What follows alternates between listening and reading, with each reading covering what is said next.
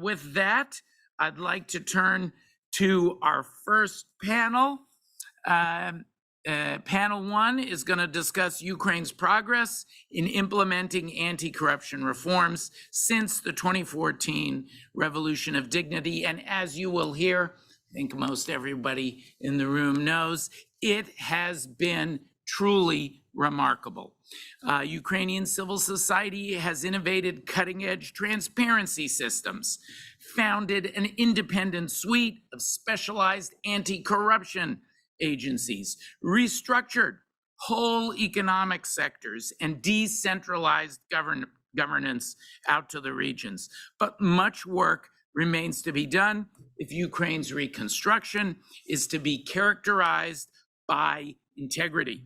That's why I'm excited to introduce the first panel to speak about integrity efforts, the review of Ukraine's implementation of anti-corruption reforms over the past decade, during the war, and steps to expect in the post-war recovery and reconstruction. I'm going to hand it off to my friend Greta Fenner, Managing Director of the Basel Institute on Governance and the Director of its International Center for Asset Recovery. For each of the panels, I'll do that. I'll yield to the moderator. Greta, the floor is yours. Thank you so much, Norm, and for, as always, your energetic introductory remarks, which save 2 minutes of my speaking time. You've just perfectly laid out the subject of our panel. That being said, you already announced we're going to cut the coffee break by 10 minutes because I'm not going to let my panel miss out on those 10 minutes that we're starting late, just to make that clear. So very briefly, I think it's for those who've been at the URC, I think corruption and governance and transparency was mentioned. I have to say that on certain panels, it was mentioned more, on others less. And I think to an extent, it was a bit of a missed opportunity on certain panels. It felt like there was a risk that we would not actually celebrate enough and transparently the great work that has been done, and seemingly appear a bit defensive on that front, which we shouldn't be. Because as Norm rightly pointed out, Ukraine has done an enormous amount of work before the war and amazingly during the war. And we work at the Basel Institute around the world, and I can tell you, I don't really know of more than a handful of other countries from all scales of development spectrum where the fight against corruption is so dynamic. That being said, Norm, I would be challenging you to the fact that we should not say every cent of the money invested in Ukraine will be properly spent and perfectly invested, because let's be honest, that actually doesn't happen anywhere in the world. So let's be also a little bit honest on that point and show why Ukraine is doing what it can and more than anyone else to prevent as much as possible. But let's not talk in white and black, if I can allow that. So with my great panel, we're going to quickly do a lightning round and then one round of slightly more substantial questions, but we want to have at least 20 minutes to get the audience in. Lightning round of questions, the same question to all speakers, and I'm going to start with Semen Krivanos, who's the Director General of the very well-known Ukrainian National Anti-Corruption Bureau. The same question: what is the #1 achievement of Ukraine when it comes to anti-corruption during the war? Semen, over to you. Oh, I think the main achievement is the creation of anti-corruption infrastructure, also National Anti-Corruption Bureau of Ukraine and Special Anti-Corruption Prosecutor Office. So it's one of the main achievement of Ukraine in fighting anti-corruption sphere. And corrupted officials finally understood that anti-corruption agencies efficiently work now and ensure inevitability of punishment. So, and it is the biggest achievement, I think. I couldn't agree more.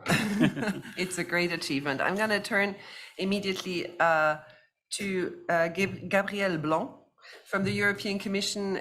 He is in charge of reconstruction in the Ukraine service. Gabriel, from your perspective, how would you describe the greatest achievement in the last year and a half? Thank you very much, and thank you for the invitation to this panel and to the EBRD for hosting it. Building on what Simeon just mentioned, I think that the number one achievement since the 24th of February last year was the resilience of the anti-corruption institutions that have been created after Maidan, because not only they have continued to operate, but they have actually increased the track records and demonstrated increased efficiency along the way. And so it resulted in increasing number of cases being prosecuted and investigated, and some very visible ones, as in the case of Kniaziev. This is a very impressive determination, and we have to think about the staff of these institutions that at the time of fighting an existential war, they had to be so much committed to think that it is the way to support the country, to disclose corruption cases, and not to hide them at the time of the war. And so I think it's quite impressive and an essential achievement. I think as well that the candidate status and the 7 steps that were given to Ukraine also contributing actually to the resilience of this institution, and to keep high on the reform agenda support to these institutions. Thank you. Thank you so much, Gabriel. I think this builds very nicely into a conversation already. I'm going to turn to Eka, who I would love to just call Eka because she has this very difficult name to pronounce. I'm half going to read it, or you can actually say it yourself. Maybe that's Eka Kashelashvili. Thank That's the you original so way of much. saying that. Good morning. Chief of Party of the U.S. Aid Anti-Corruption Project in Ukraine. I think everyone in here probably knows you, Eka. Thank you. Well, good morning, everybody. I would echo what Gabrielle started with, but then enlarge it a little bit. I think that when we speak about the war and resilience of Ukraine as a country and Ukrainian people as a society, part of it is that anti-corruption institutions, civil society, and agenda of anti-corruption itself did not fall as a victim of war itself. And if you think of the aggression as such, one of the primary aims of aggressor in this case was to broken Ukraine, to destroy the idea of independent, sovereign European Ukraine and all the transformational processes that Ukraine went through and is about to go through, I'm sure, now and then up to the victory as well. And anti-corruption remained the core of what Ukrainian society still aims at, strives for, and is committed to.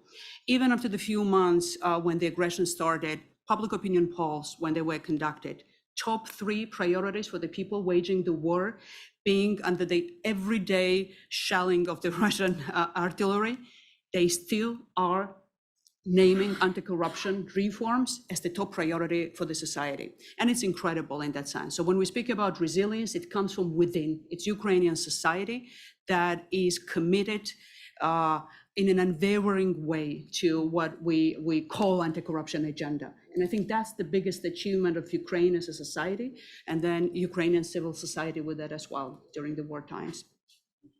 I think this is a really important point. Also looking towards the future, that in fact, it's this unity that is also created around anti-corruption, which hopefully will translate into its continuation. Talking of unity, I'm very glad to have Katya Ryzhenko here, who is the Deputy Executive Director of one of the organizations that are hosting this panel of TI Ukraine. Katya. Hello, everyone. Thank you very much for having us here today. And considering that the previous speakers already mentioned, a lot of things that Ukraine managed to achieve when we talk about anti-corruption reforms, an agenda, I think it is necessary to point out also how we in Ukraine managed to work with digital solutions and innovative tools when we talk about anti-corruption, because I think it's one of the best practices that we have even in the world, how we use these innovative solutions in order to move forward the anti-corruption agenda.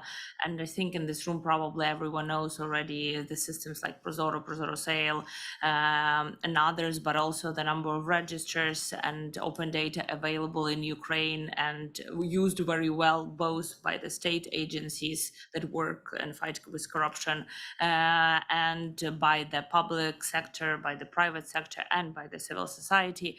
And I think that when the war started, full-fledged war started in first months, we did have to kind of shrink this openness to some extent. Now we're getting back and reopening the information and starting to use again fully the innovative solutions. And that's good that we have to keep this trend going. Hopefully, we will not lose the tendency and will even use it in order to move forward the reconstruction, restoration efforts and use this best practice also in those areas too. Thank you, Katya. I think I have to make a confession because I'm a person from the 20th century and digital technology is not my thing. It actually took me to come to London to URC this week, and two friends, Nastya and Andrei, co-organizers, had to explain to me how I can use Apple Pay.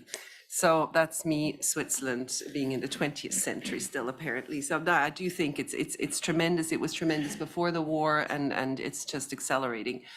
Katya, I'm going to immediately turn back to you. As civil society, I think someone said in one of the panels at the URC, one of the key distinctive features of Ukraine, when you compare it to other countries who have been in or through war, is civil society, and that's what continues to make the country so strong. And you are obviously one of the very prominent representatives. I know Ukraine civil society works very closely, constructively with government, which is fantastic. But of course, you continue to also, and you have to continue to be a very critical friend as well. So how do you manage that arm's length relationship? And also, honestly, are you satisfied with what the government has done in anti-corruption since the beginning of the invasion full-fledged? Thank you, Greta, for the question. And I think it's one of the also best practices that we kind of can translate from Ukraine to the world, the way that in Ukraine, the civil society, the business in a lot of cases, and the state work together. Obviously, there are a lot of challenges and a lot of things that didn't go as everyone wanted.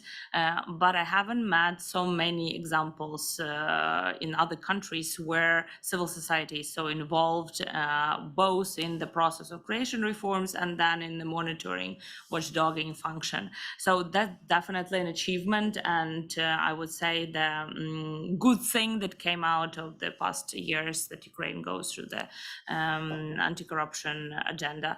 But if I have to say what was the best things that we managed to get through and the achievements of the state when we talk about anti-corruption reform, I think here sometimes is lost the perspective, even though today we already mentioned it a lot, but in other events that have been held this week, that when we talk, oh, it's a lot of corruption in Ukraine, you forget that how little time we had in comparison with a lot of other countries, especially European, to actually address all the challenges that we had even like 10, 20 years ago, and how much progress in comparison with how little time we achieved.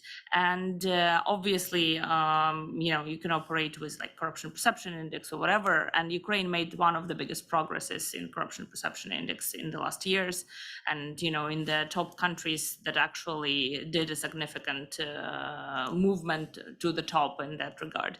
But I think is the biggest positive achievement is that not only we managed to create the foundation with all the anti-corruption agencies and all the reforms, but a lot of them we did save during the year and a half full-fledged invasion. And as mentioned already today, that some of the achievements even increased in the last year and a half. But I think, so I have to say that we are positively assessing the achievements of Ukraine if we look at the perspective of since the independence in 1991. But of course we have concerns, and of course we want more as any of the stakeholders in this room. And some of these concerns and challenges concerning the full-fledged war, for example, electronic declaration system has been closed, and is definitely a challenge for the anti-corruption institutions, and for the future reconstruction efforts is a great tool that were used extensively. there is still, as today mentioned, Melinda mentioned, the judicial reform that is going forever. And even though in the recent years we made a significant progress, finally, when we talk about judicial self-governance and to some degree with constitutional court selection reform, but there are still things to do, and it will take years to finish them. None of the countries managed to do judicial reform, in a year. So it's still, even though I have to point out an achievement, it's still some progress to do. Now the last thing was what I wanted to mention when it comes to the achievements and challenges is obviously now the problem with Russian assets or Russian related assets. I think it's not enough talked during this conference on this topic, even though we constantly say that we need money for reconstruction, and this is one of the ways to get at least some percentage of it. And I think Ukraine here made great achievements in the sense of establishing the mechanisms for confiscation and sanction, connected to sanctions and connected to administrative procedures, which is even, can be arguable to some extent, but we are definitely did in some cases more progress than a lot of other countries where there is still a lot of ununified thoughts on the topic. And I think that is also a way for us to show where we as a country at war want the asset recovery and asset confiscation to go in the future. So I think that we should build in the future, when we talk about reconstruction and what measures should we take in order for reconstruction to be transparent, accountable, etc. We should build on what we already have, and not to forget this cooperation with civil society, with business, and with the state that we already successfully implemented in a lot of anti-corruption efforts previously. Thank you. Thank you, Katya. I mean, I think you trailblazed through so many important points, and it is, in a way, a representation of how Ukraine has been trailblazing through so many important reforms, many of which continue to be ongoing. But frankly speaking, judicial reform is probably something that anyway should never quite be considered as concluded, because the world evolves. I also like, Katya, that you did turn for a moment to the outside partners, because while certainly, most of the efforts that can be done to make sure that corruption stays at the lowest level possible in Ukraine, those things need to be done by Ukrainians first and foremost, but our external partners also are there and have a certain responsibility. And you mentioned the stolen assets and the Russian assets, where the international partners are making a lot of lofty promises, but not actually coming up with any meaningful solutions. And I think I also want to bring into the equation something that Gabriel mentioned. We don't have to talk about it now, but perhaps in the question round, when we talk about external partners, we always talk about Ukraine and how you have to prevent corruption. Let's also talk about those who are going to invest and make business in Ukraine, because they're not always necessarily more innocent than a Ukrainian public official who might be tempted to hold out a hand. Other people might be tempted to stretch out the hand. So let's make sure we recognize it's a joint effort. I'm going to turn to one of the key actors in the anti-corruption infrastructure in Ukraine, of course, Simon. You're pressured from all sides. Some of your people are on the front. There is emergency. Everything needs to be fast. But of course, you also have to continue regular processes, because you don't want to start undermining your own rule of law. So how have you, during the war and going forward, adjusted how NABU operates in view of the particular challenges, A, of the war, and B, of reconstruction? Thank you for your question. It's a good question. We, as you know, NABU does pretrial investigation in different spheres: a judicial system, it's a defense industry, it's a public procurement. But according to the law, NABU has a limited staff. It's only 700 employees now. It's a very high motivated and very professional detectives and people who fight in corruption every day. And as my colleague mentioned, also we detained head of Supreme Court. So we have only 700 employees, and detained one of the high top official in history of Ukraine. So we asking international partners to advocacy the law, which increasing number of staff of NABU's detectives, and also strengthening our institutional capacity, our and special anti-corruption prosecutor office capacity. So, our main priority during the war and after the war is focusing on in investigation of ongoing crimes, ongoing corruption. It's really our main priority during this time. We also support. We also asking to support. We also do not have our independent white weapon. So we asking support this initiative.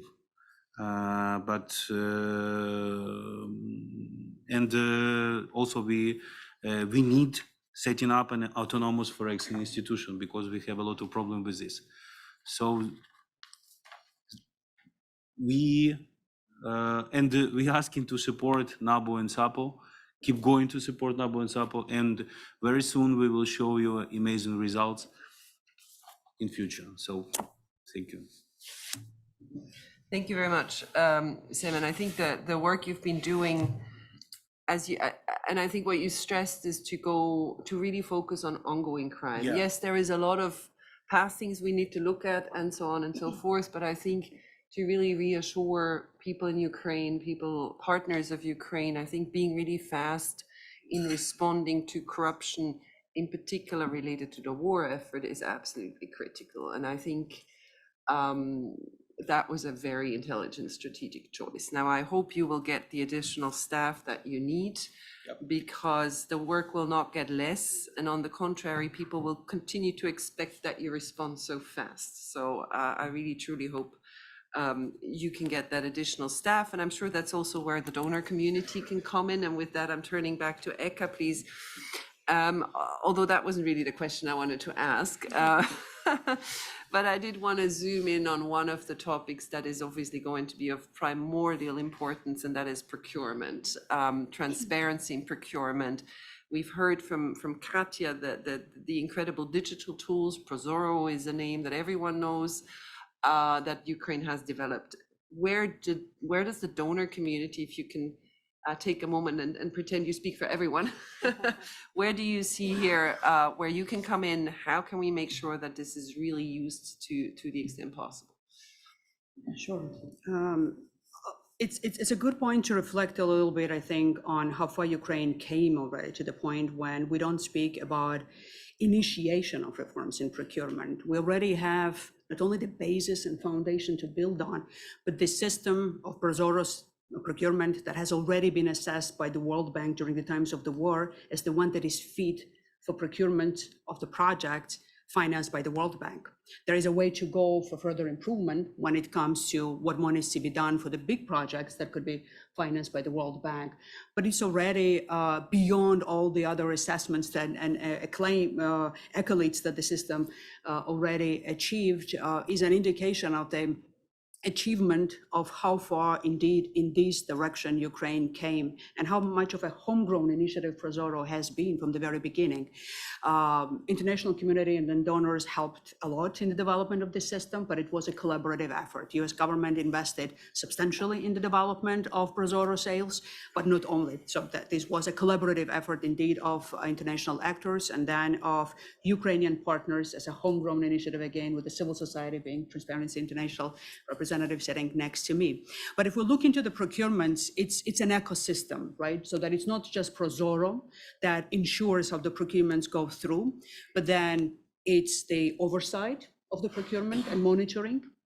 And here we have actors on both sides when it comes to the governmental agencies. It's the accounting chamber, it's the state audit agency service of Ukraine, and then it's the civil society at large, and then organizations that are more focused on performing the monitoring of the procurement per se. It's the international organizations, donors themselves, it's businesses, that are participating in the procurement.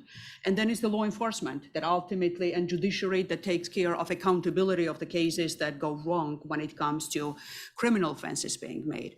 So if we will start with Prozoro itself, as I've already mentioned, the initial analysis is very promising. So up to 5 million worth projects which require procurement at the national level, the system is fit for the procurement through Prozoro. And in fact, World Bank will require to use Prozoro in this case, rather than anything else when it comes to transparency of the process. But then when it comes to the bigger ones, beyond 5 million, and then those that require international bidding, there are recommendations from the World Bank that needs to be fulfilled. Work is ongoing under the leadership of the Ministry of Economy and then Prozoro company itself.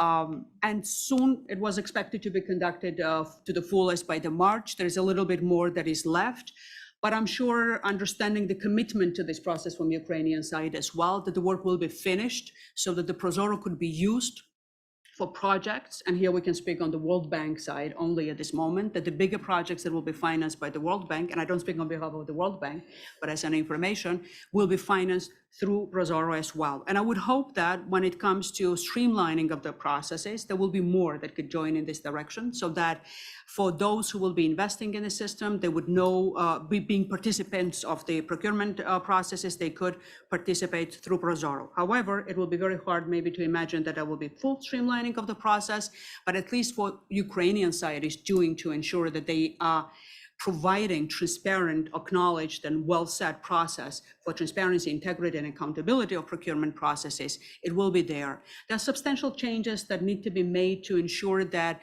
some of the procurements that are specific to reconstruction process will be met. And for example, introduction of the two-tier procurement system for consultancy services. But there will be a lot of planning for architecturals, designs, and then consultancy services that need to be provided for planning of reconstruction projects. This would not have been possible for now through the procurement system, but will be. And there will be two-tier approach to that. One that starts with the technical proposals being assessed, and then the second with the cost assessment of the bidders. And that will be a very good innovation into the system. New appeal system will be embedded into it as well. And then what is very important for integrity and accountability purposes is automated system for risk assessment, so that there is an easier way of monitoring procurement and then preventing and mitigating corruption risks. And I have to say that this is the similar approach from the oversight that the project like mine is implementing already in Ukraine with the State Audit Service, so that the State Audit Service develops its own capacities to monitor effectively procurement, to do it in a digital way, and to have automated processes through which they could capture risky procurements and then have a deeper dive into the assessment and revision of the information. The work will be ongoing through the accounting chambers reform as well, that is planned, and then hopefully will be ongoing full-fledged, but there is a little, quite a bit of the capacity beef up and change into the structure of the accounting chamber as well in that regard, that will be fit for the purpose when it comes to reconstruction works. Now, very interesting and important tie of how the procurements will be tied to the overall management of reconstruction processes will be integration to the DREAM system eventually, and then there will be more of that we might hear from the next panel, but then that's again part of how ultimately procurement will be part of the overall infrastructure of the management of reconstruction projects, and with that ensuring integrity and accountability of the system as well. Now, I've touched a little bit, we have very limited time on the State Audit Service and an accounting chamber, but these are the very significant pillars of ensuring accountability and transparency of the procurement processes. And there is, as I mentioned already, work ongoing in terms of the donors helping in this direction and then providing help. And certainly both from the US government, it's ongoing, and I know that from our European colleagues, it is happening at a substantial level as well. Now, if we talk about the civil society, here we do have a significant role to play as well by bringing capacities to the civil society for them to do the work that in Ukraine they are very well apt to do. And in this case, part of it will be through the digital platforms as well that are being developed.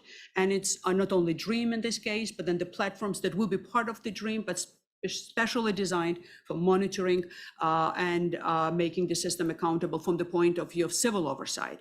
So there is a great initiative that is ongoing in that regard, helped by the EU and then by our side as well when it comes to our project and US government assistance, which will specifically enable through the monitoring tool, civil society from bottom-up approach to monitor, to raise concerns, and then if anything to report back when it comes to anything that they see as a malfunctioning of the system. Very soon, National Agency for the Corruption Prevention will launch a whistleblowing portal, a universal portal that has been developed with the help of the US government, with the project that I represent. And it will be an additional tool that will enable to whistle any malfunctioning of the system, not only on procurement, but anything else as well, obviously, but specifically on that as well, that will empower citizens and everybody that will be able to use this very easily accessible tool for them to participate in the process of oversight. And then if we go now to the law enforcement and judiciary, we are really lucky in Ukraine to have NABU, SAPO, and High Anti-Corruption Court that are not only committed to the cause that they have been created for, but they're not able to perform on their function. And they've tested on that through very challenging times prior and now during the war as well.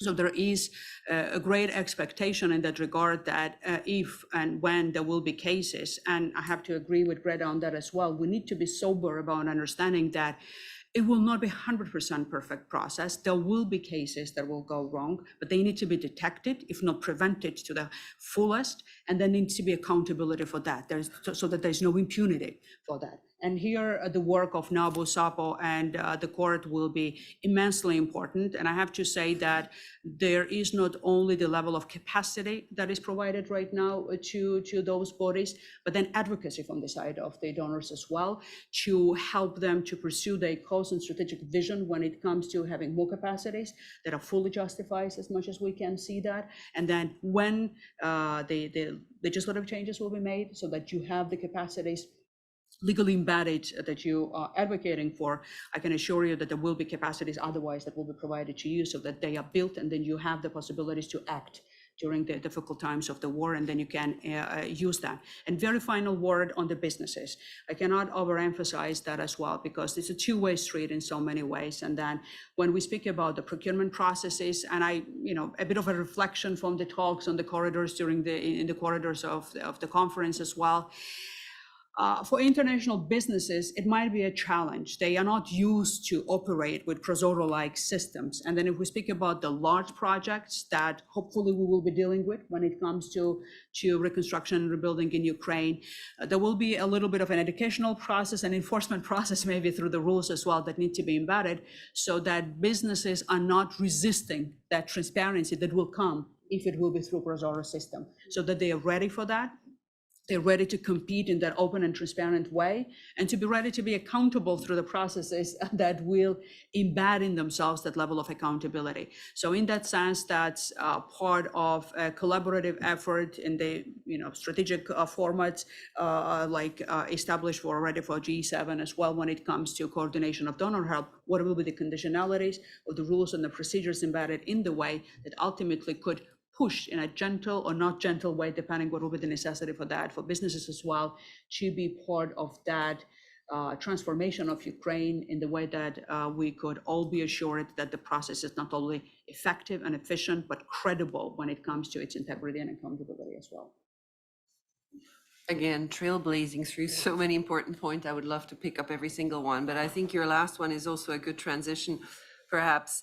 And I like how you described, the use of Prozoro, of course, and hopefully the alignment of many more partners internationally, because that's one thing that left me concerned at the last URC in Lugano, where a lot of donors made great announcements about using platforms and multiple platforms. And at the end of the conference, I had heard about 6 different platforms at least. And so if we can at least try to align as best as possible with 1 or 2 platforms, and homegrown ones are always preferred, I think that's important. But you also said there was maybe international business wasn't so used to working with a system like Prozoro, which is very transparent, demands great transparency on behalf of the companies. And in a way, you can almost see Ukraine reforming international business by forcing them to use Prozoro, which wouldn't be such a bad thing. Gabrielle, if I'm turning to you, and it's a great transition, thank you, Echo, for that, because we do want to talk about the enabling environment in Ukraine for business, because that is one of the very important topics discussed in London. One of the topics that circulated in the hallways, and there were positive announcements related to that made in relation to insurance, investment insurance, and that may be one point that you could talk about, but also other aspects that you consider to be critical for the enabling environment for investment. Yes, thank you, Greta, for the question.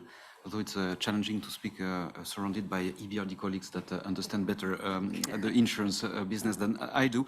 But yes, I'll start from it. And indeed, it was quite a big topic during the conference. And our British friends have done a remarkable job to map the needs, actually, and identifying how much war insurance was an impediment for foreign investors.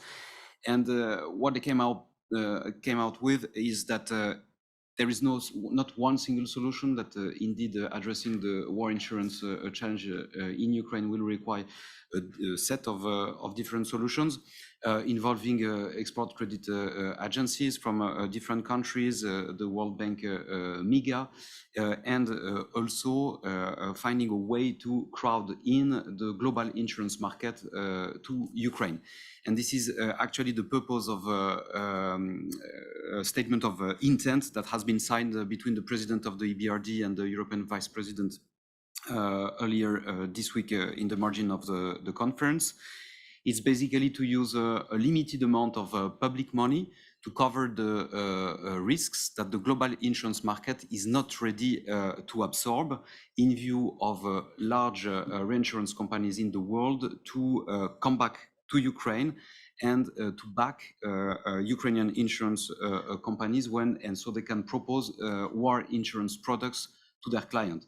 So the idea is really to have a solution that would allow Ukrainian and international companies to be on the same footing to access these war insurance products.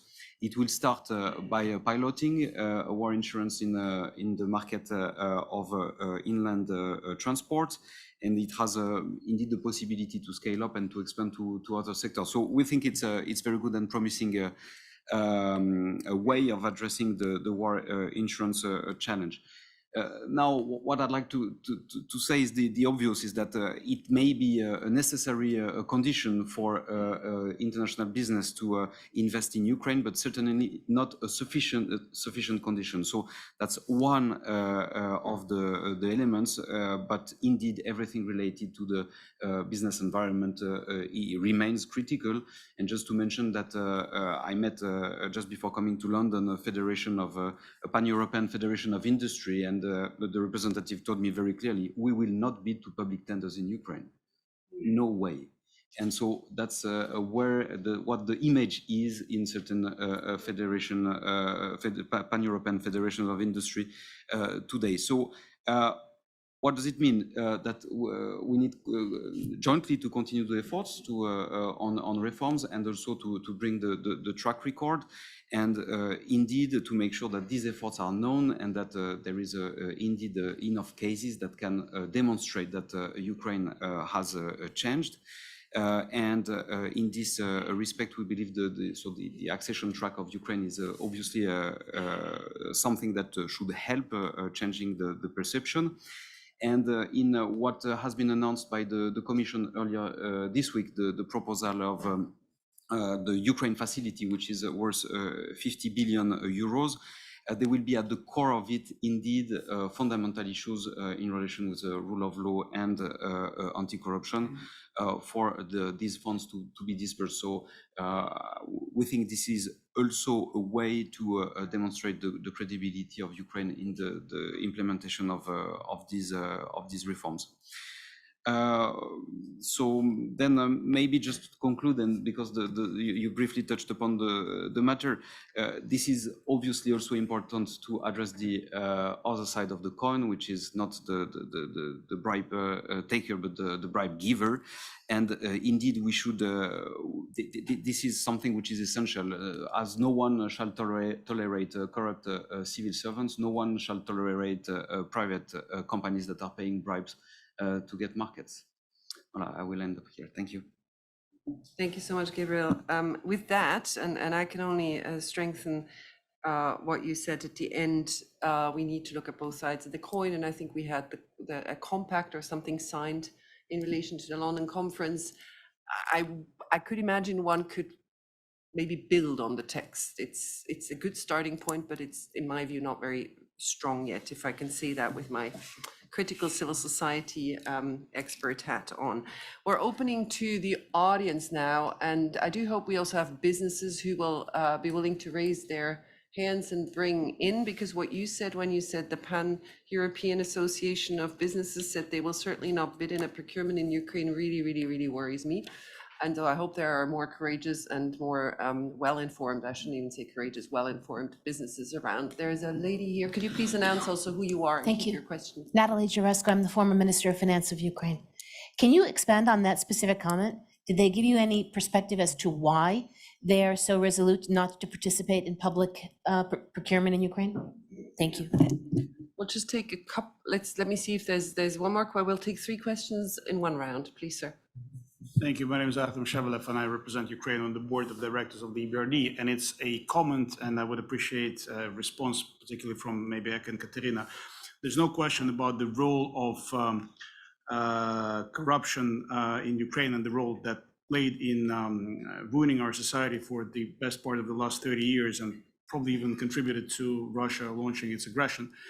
But there's also a very strong feeling that Ukraine has been overly stigmatized internationally for the corrupted society we are. And I do believe very strongly, and I'm pretty sure that many people will agree, that Russia has played a very significant role in promoting that narrative. Is it also a part of our fight against corruption, also to fight that stigma and try and promote internationally that we've done great job so far, we continue on that track, but please don't punish us for what we're not guilty of? I think probably, I would guess that the panel probably strongly agrees with you, but let me just see if there is another question immediately in the room. Yes, sir, please.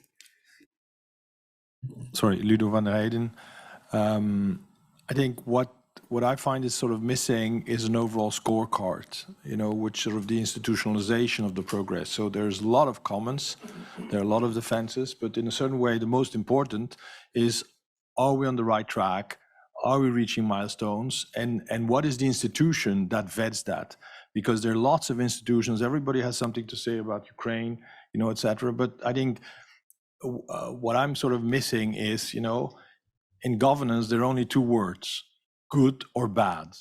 So is it good or is it bad? Are we making progress or are we not making progress? And I find there is sort of an institutional lack of an authority which actually judges the progress. And I think lots of people make comments, but I think we need sort of an institutionalization of the progress. And I find the Council of Europe, for example, not to be confused with the European Council, but the Council of Europe would be such an institution, and I find Ukraine is a member, and I find it amazingly silent on the issue.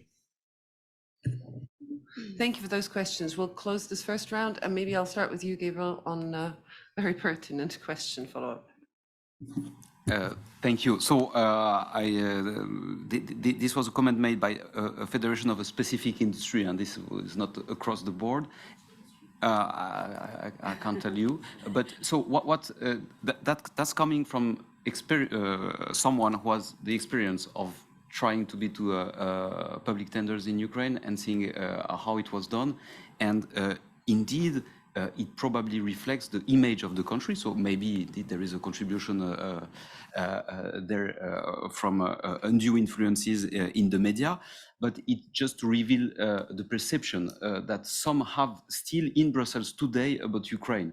I don't prejudge whether it's relevant or not. It's just that for me it was striking, and that we have collectively to make the efforts to indeed get this information of the transformation in Ukraine to their knowledge. I'm just going to follow up by saying when the system was first put in place, when I was in government, one of the most amazing first tenders was a tender that Metro Cash and Carry won, bidding on the supply of food supplies for the Ukrainian military. So what I want to assure everyone is that Western companies, multinational companies, have participated. I don't know what industry and what that experience was, but I don't want anyone to take away from this that foreign companies have not only participated in the Prozorro process, but won. So the Germans were providing food to the Ukrainian military in 2016 because they had a better proposal and a better proposition. Thank you. I think it's really critical that we, you want to react, sorry. Thank you. Yeah, no, it's a very, very important comment. Absolutely. I just wanted to come back on the issue in relation with giving the regular analysis of the progress that are made in relation with anti-corruption or reform of the judiciary.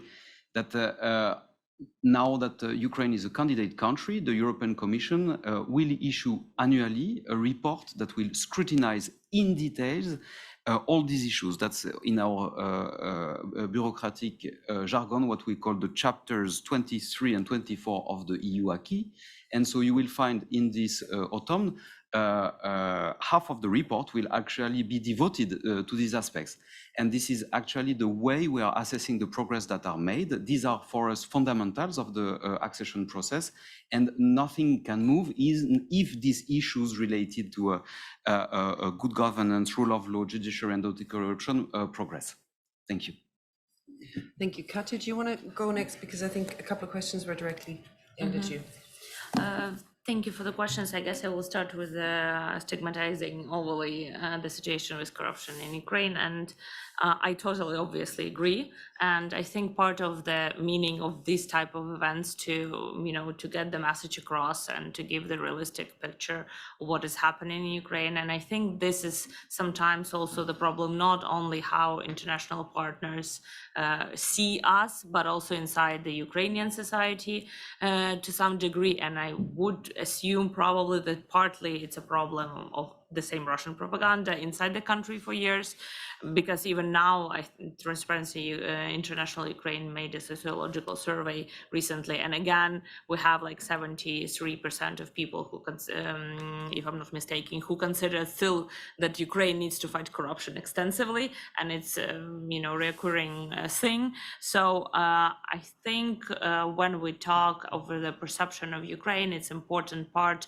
to not only speak on the international level, but also on the national level, and get the messages across what has already been achieved and the positive results and best practices, because it seems, at least from my perspective, sometimes we are perceived as a country that everyone has to teach how to fight corruption, and that hasn't achieved much in this area, when in reality we actually have, of course we still have things to do, but we even have some issues, some of the achievements that we can share with other international partners and the world. And on the scorecard, just 2 comments. There is actually a lot of assessments, and for example, together with Basel Institute on Governance, we did the paper that you can find in the room.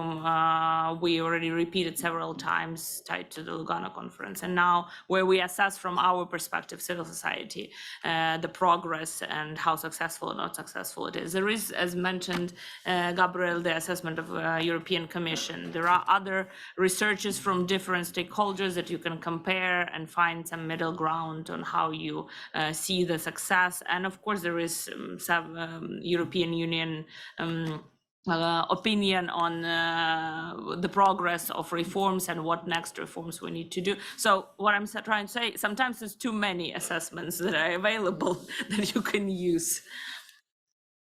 I do have 1 minute left. I'm just checking, is there, you have a question? Yeah, please go ahead. And that would be our last one, unless there is an urgent one online, which I would leave to the moderator, to the other moderators to decide. Thank you very much. This report here contains a very interesting box 3 on page 17 and reports on SAPO prosecuting 2 cases that target highly reputable former Ukrainian government reformers who do not appear to have engaged in corruption, defined as abuse of power for personal gain. And it also points that this could provide a risk for in the future attracting reputable and talented executives or even attracting investment. So I would be interested in how you see that, how the panel sees that, and whether they also see that risk. Thank you. Simon, did you catch the question well? Yeah. Because it is kind of geared towards NABU, I think, and you probably know what it is about. Page 17, yeah. 17, It's page 17, regarding yeah. investigations into some well-known Maidan. So well-known persons, yeah? Yes, yes. So- And the question, and the, Kobolyev and Tavarsky. Yeah. exactly. Our main goal is there are no people which can be detained by the NABU, and we trying to, in Ukraine, we're trying to create a system with a similar rule of game for everybody, and it doesn't matter this person was a good manager of a big company, or if here can I I don't know how to explain this. I'm sorry. I'm just mentioned the part of question, but I see you asking me about also about head of some state companies. Yeah, it was the question. Ека, можна допомогти? Can I help a little bit? Otherwise you can translate, no? You can speak. Yeah, yeah, sure. You can use translation. Yes, can I speak in course. Ukraine? Yeah. So для нас немає, you can use your devices.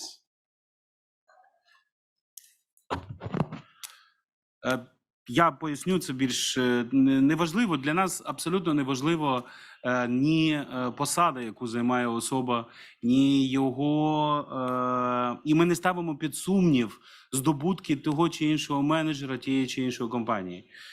Ми не ставимо під сумнів ефективність тієї чи іншої людини, яка перебувала чи перебуває на державній посаді. Ми говоримо лише про те, чи порушує ця людина закон і чи вчиняє вона корупційні злочини. Якщо з нашого розуміння, з нашого боку, ми бачимо і розуміємо, що закон порушено, і детективи, і спеціалізований антикорупційний прокурор мають всі підстави вважати, що закон порушено і є всі підстави для пред'явлення підозри, ми мусимо це зробити. І крапку в цих спорах має поставити суд. Немає жодного упередженого ставлення ні до нинішніх топ-посадовців, ні до топ-посадовців минулих періодів, і наші кримінальні провадження не оцінюють їх ефективність як менеджерів. Наші кримінальні провадження оцінюють конкретні дії, вчинені тими чи іншими особами. Це, якщо я правильно зрозумів запитання, я думаю, що саме про це була мова. А ми бачимо загальний ризик тиску на антикорупційну інфраструктуру.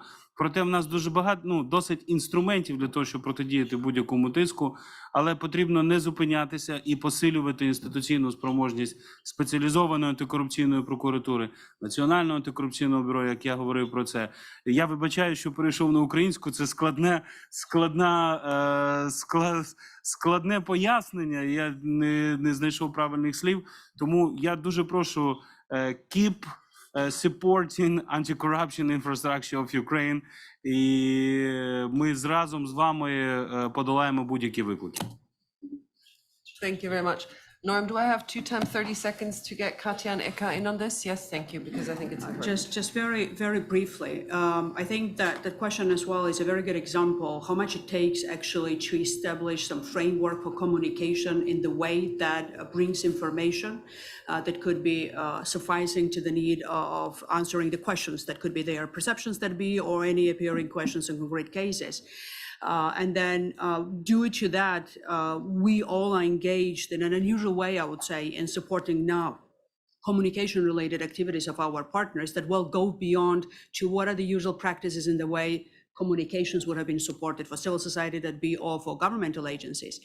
But then the key message that I wanted to convey is that while we are asking our counterparts in Ukraine and our friends and partners to keep building institutions and build trust into them, including judicial bodies like the High Anti-Corruption Court, we owe to trust the rule of law process in this case as well, not to jump into conclusions until the court rules. And in these cases that you have mentioned, the report mentions, High Anti-Corruption Court ruled both at the pretrial stages and will rule in the judgments as well. So I would argue that we owe this institution that proved its independence and professionalism time and time again to wait until the decisions will come. If it turns to be the cases where questions will be validated by the court that we don't have no reason not to trust, then it will be a different question to be asked to Nabo and SAP. Up until then, we need to trust the process. Katja, 30 seconds, and then we close. Very shortly, that's why we built the ecosystem and not just one agency and not just one prosecution office. That's why we have all the leverages and balance, and the adjudication of any cases, corruption included, is not about putting someone behind bars or prosecuted someone, but actually find this, balance in the quality of cases and the quality of verdicts, which I think we're on the right track to get. I think actually this question is a good conclusion, and hand over to you, Norm, because it's a good conclusion because it shows we can't put anything under the table. We can ask critical questions, we can discuss these things openly, and that's an environment that we find in Ukraine, and we don't find an environment where things are hidden and where people are not able to ask questions. And I think if I were a business, I'd like to invest in an environment where that openness exists and has tradition. So I think that's a really good concluding point. Over to new Norm now to send us off to coffee, I guess, right? Not yet for coffee, but if anyone needs to sneak out and have a coffee or a tea or one of the buns, we won't think any the less of you for getting up and doing that. Greta, thank you for that great panel and for the debate about realism versus idealism. I think we must aim high, in part to counteract that stigma that Josh and I write is so undeserved given the accomplishments. And I liked Gabriel's formation that no one shall tolerate corruption. And I think we heard both that the excesses, we shall neither go too far, nor any individual case be neglected. So the importance of justice in these particular cases. It is an excellent segue to panel 2 on implementation of these high aspirations through transparency and digitalization of reconstruction efforts.